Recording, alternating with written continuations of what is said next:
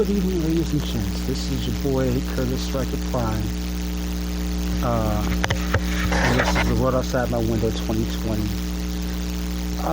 Ladies and gentlemen, I just want to give a lot of reference to saying this, and I hope that you guys out there gonna stay safe. Keep yourselves clean, hands washed, and all the other stuff in which they're talking about with this virus that's actually going around throughout the city. Now, as you know, I'll just give a quick little scenario bit right here. One, this whole coronavirus thing that's been going on, I feel like, okay, yes, it is something to be serious about, but at the same time, it's something that you don't have to go overboard about. The reason why I say the whole overboard thing is because, guess what? The media hyped up this whole virus situation and calling it a pandemic and everything else to the sun, and it's put a lot of people in a very uncomfortable and off-putting place of where they're jumping under their own P's and Q's, and in a sense, they're pretty much losing their minds. Where you got people sitting here going into major chains of places like BJ's, Walmart, Target, and Sam's Club, and all other stuff, and they're just 5 and 6 packs of tissue, of 12 or 15 roll tissues to take home and be like, okay, yeah, we're going to use it to survive for this so-called apocalypse. My first question is, if you're going to sit here and buy 5 big packs of tissue, that means you got a whole lot of asses to wipe. Let's just be real with it. You must have a whole lot of asses to sit here and wipe for that much tissue to be taken for one family. If the family's not more than 5 to 7 people in it, you better be able to use that tissue to actually wipe your ass, the ass of your neighbor, and the ass of the ass of the other neighbor 3 doors down the road. That's what I'm going to be serious about that. Second of all, yes, I understand people want to stock up and prepare for themselves, and prepare for whatever the situation has to come to pass. But yet to the point where we're at an extremity of clearing out complete shelves, it's just greedy and just disturbing altogether. I'm sorry, I'm going to be honest about that.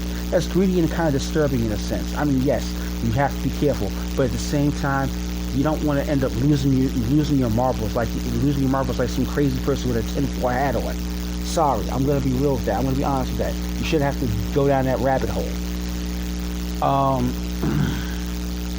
Now, as far as the city I'm from New York City, and yet like this, things have gotten a bit crazy out here. Yes, we're now at a point where we just got an announcement that our New York City schools are closed.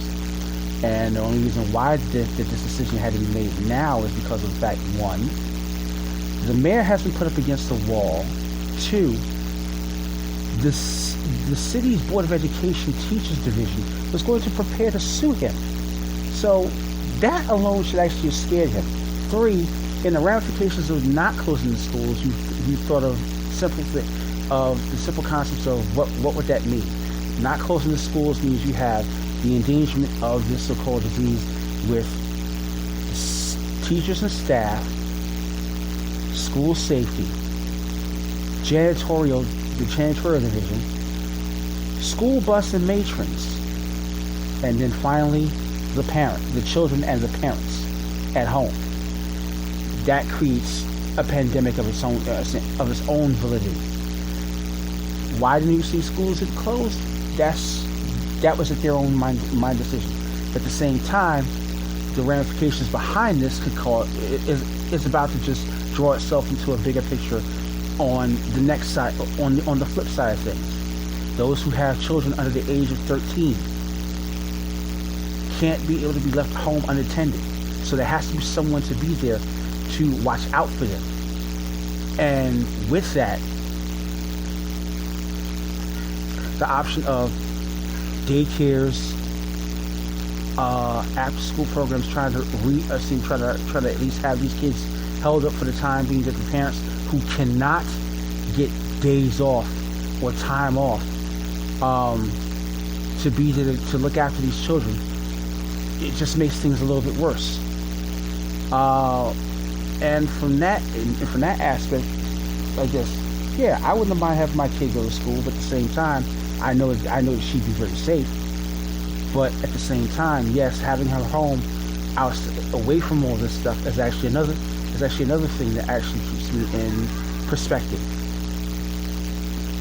Around with to go alongside with that, I understand that that's from that one aspect about you want to keep people safe and whatnot, but then shutting down schools, and at the same time, we've already heard through the course of this past week, almost all sports divisions have been shut down. Major League Baseball, the Hockey League, NBA, and the NFL. Well, NFL hasn't made a complete statement as of yet because their season doesn't kick in until the late summer. But as far as those that are within spring to early summer runs, their divisions have been closed down. Also, the NCAA division of school has been closed down. All colleges, state and city colleges within New York City have been shut down.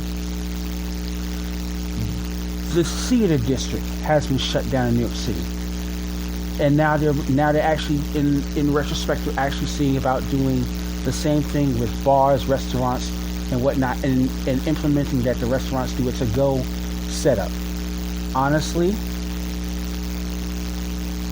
the to-go concept would be nice, but at the same time, okay, you want to talk about self-quarantining people, but then, all right, if you're trying to do a to-go concept, that means you're going to have some employees or some people from like Grubhub, Seamless, and a couple other food delivery things, yeah, Postmates and all that.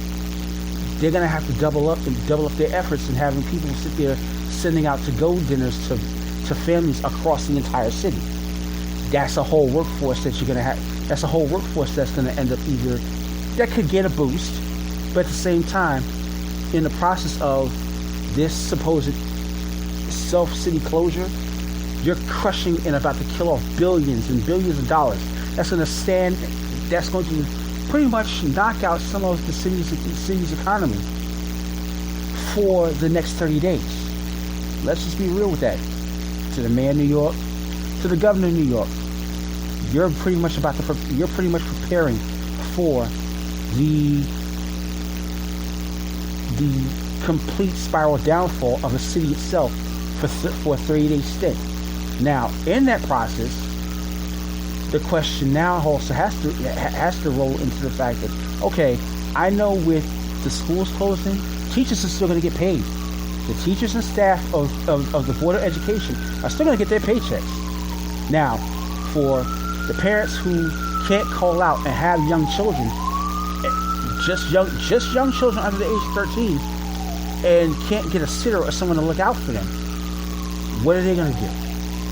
They're just being left out with the option of, they have to do what they have to do in order for them to at least ensure that their kids are safe. That's like throwing people to the wolves. That's pretty much what is going to end up happening from the private business sector. You're going to throw these parents to the wolves, and yet companies that are privatized are not going to allow them to stay 30 days without working, just to look after their child who's from age 12 and below, to be looked after.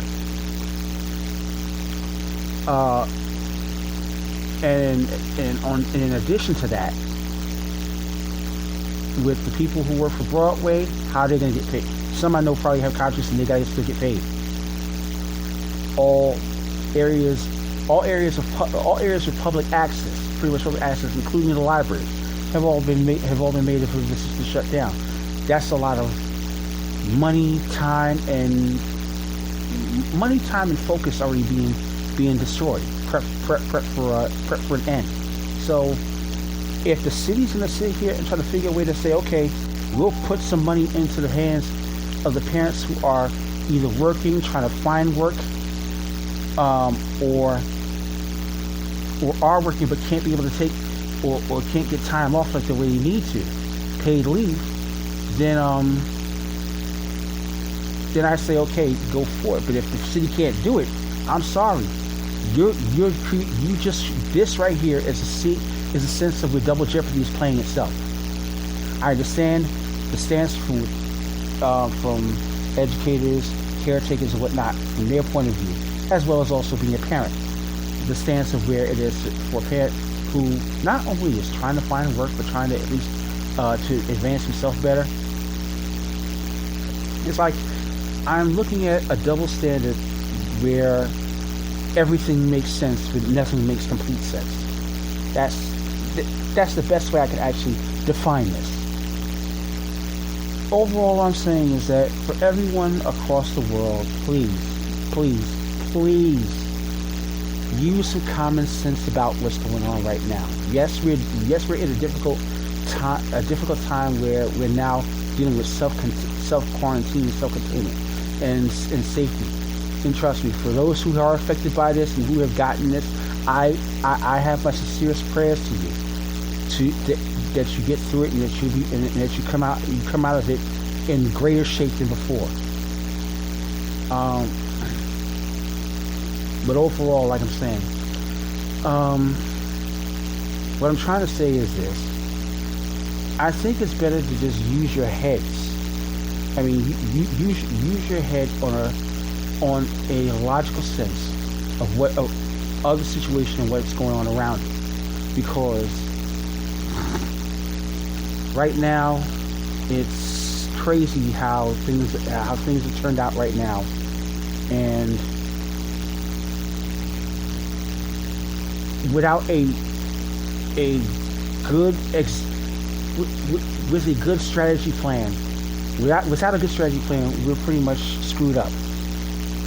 But in the same sense, we as individuals, as families, as communities, have to become vigilant and much more smarter than what the world is trying to show us. That's the better sense I'm trying to give. We gotta be more smarter, we gotta be more vigilant, and we gotta be much more well prepared for everything that's about to come before us.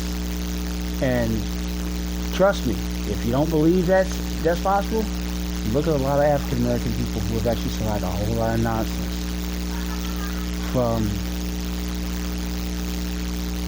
almost 2 centuries, 2.5 centuries, and still are surviving to this day. Their future generations are still surviving to this day. That's all I can say. Use your head. Use your head. Don't let your heart and your fears completely take over you, because that's all this is. This is a fear that is been now driven into the minds and hearts of millions of people right now. And I know it's scary. Believe me, by God's will, I know it's scary. But if you got enough faith, you got enough dedication in your heart, mind, and spirit, you can be able to overcome this. That's all I can say. So, I'm going to prepare to close this one out for the records, as I'm going to close this out. This is your boy Curtis Lawson, aka Striker Prime. This is an edition of the World Outside My Window, and all I can still say is listen, be safe, keep striving, keep striking, and keep God with you. Peace.